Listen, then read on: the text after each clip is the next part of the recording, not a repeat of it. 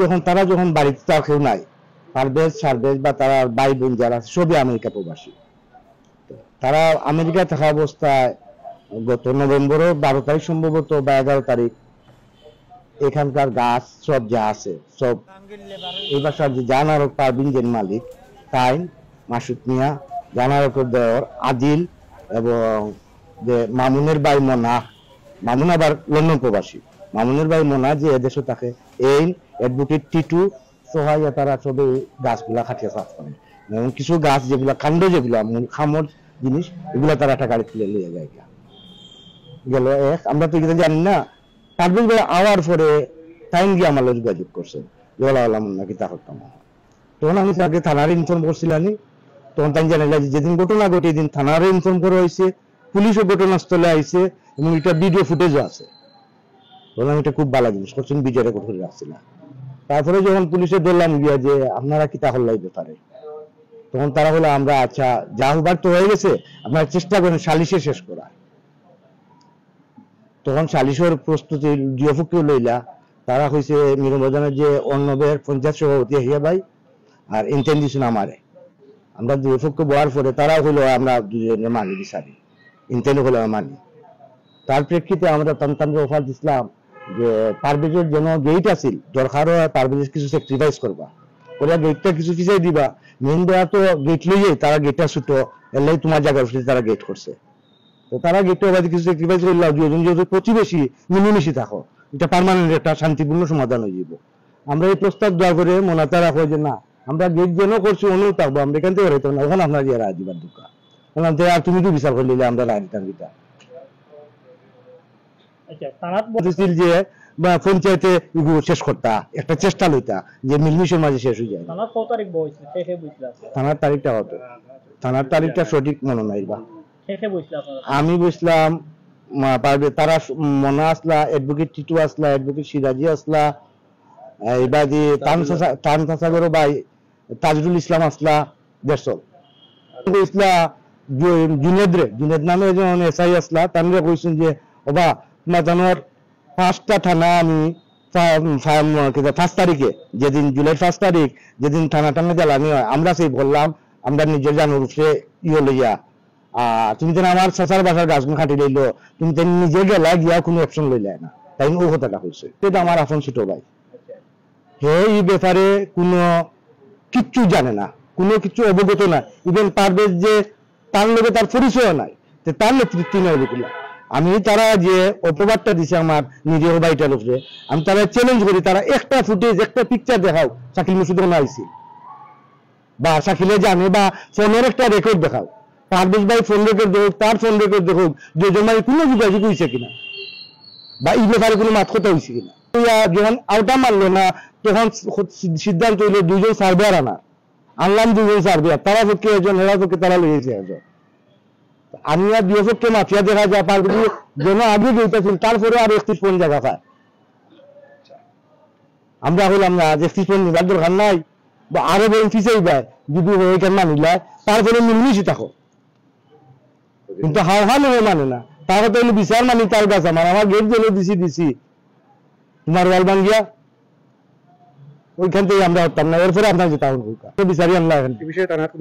হ্যাঁ থানা জানাইছি আমি, ওসি অবগত আছেন, ডিসি সাহেব অবগত আছেন, সার্থিন যে মেইন আইও বিচারা অবগত আছে, একটা এফআইআর করা হয়েছে।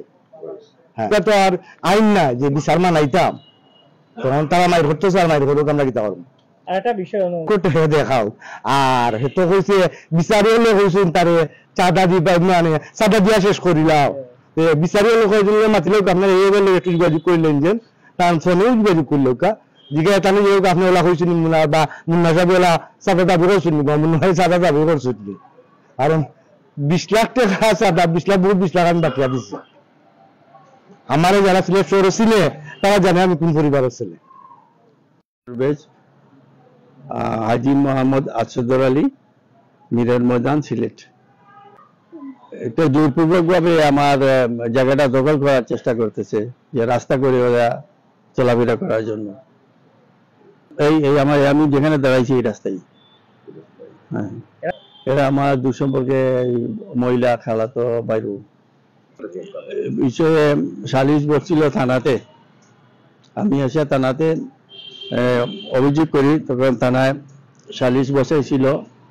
তো ওই মুহূর্তে আমার তো এখানে আর কেউ নাই, সবাই প্রবাস।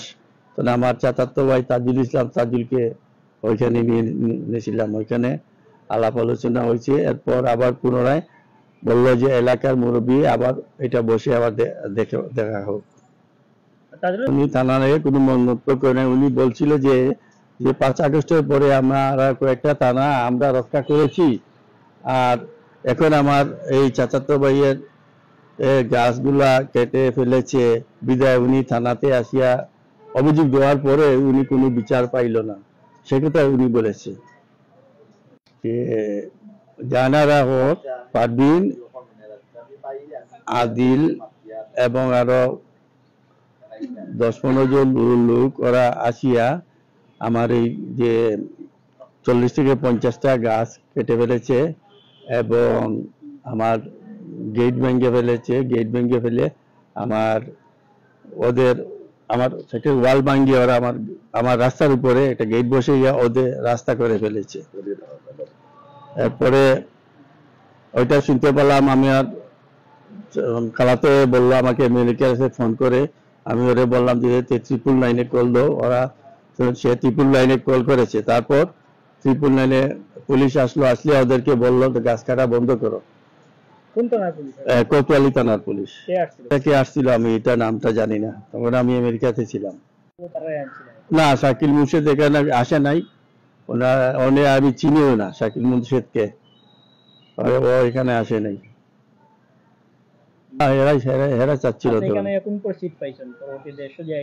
আমি দেশে আইয়া পাইছি যে আমার গেট ভাঙ্গা, গাছ টাছ কাটা, আর আমার এইদিকে গেট বসাইয়া রাস্তা করে ফেলেছে। আমার টোটাল সম্পূর্ণ জায়গা 16 ডিসিমেল। আদালতে আমি একদম মামলা করেছি, বাটুরা মামলা করেছি একটা, আর একটা ফৌজদারি মামলা। আমার মনে হয় তাদেরকে রাজনৈতিক প্রতিহিংসা, হিংসামূলক কোনো প্রতিবন্ধ করার জন্য এইরকম অপপ্রচার চালানো হচ্ছে। আমার আপন চাচাতো ভাই তাজুল ইসলাম, তাজুল আমার আপন চাচাতো ভাই। এইটা সম্পূর্ণ বানোয়াট এবং তাকে গুলাটে করার জন্য, তার রাজনীতি ক্যারিয়ার নষ্ট করার জন্য এরকম অপপ্রচার চালানো হচ্ছে। শাকিল মুর্শেদ ঠিকই এভাবে তার রাজনীতি ক্যারিয়ার নষ্ট করার জন্য বিভিন্ন লোকেরা তার অপপ্রচার চালানো হচ্ছে। প্রবাসীরা যারা ঠিকইভাবে নিরাপদ থাকে, দেশে অনেক প্রবাসীদের জায়গা জমিন আছে, তাদের জন্য এরকম কোনো অবিচার বা কোনো হেনস্থার শিকার না হয়, সেই জন্য আমি জোর প্রতিবাদ করছি।